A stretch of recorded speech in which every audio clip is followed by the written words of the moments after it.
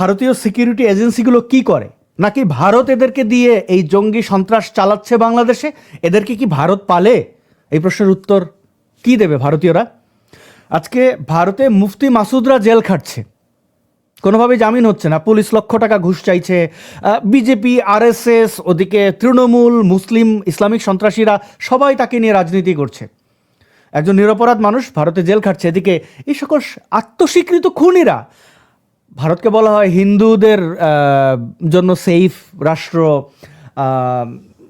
হিন্দু প্রধান তো অবশ্যই, 117-18 কোটি হিন্দুর দেশ ভারত, সেখানে এসআই সন্তোষ নাম শুনলেই বোঝা যাচ্ছে একজন হিন্দু ধর্মাবলম্বী, এবং তাকে হত্যাও করা হয়েছে হিন্দু ধর্মাবলম্বী। এই জন্য তার নাম যদি মোহাম্মদ করিম হতো বা অন্য কিছু হতো তাহলে তাকে হত্যা করা হতো না, কারণ জুলাই জঙ্গিরা গুজব ছড়িয়েছিল যে হিন্দিতে কথা বলছে, এসে তাদেরকে গুলি চালাচ্ছে, এবং যাদের নাম শুনে বাঙালি নাম মানে হিন্দু নাম, তাদেরকে ধরা হচ্ছে এর এজেন্ট।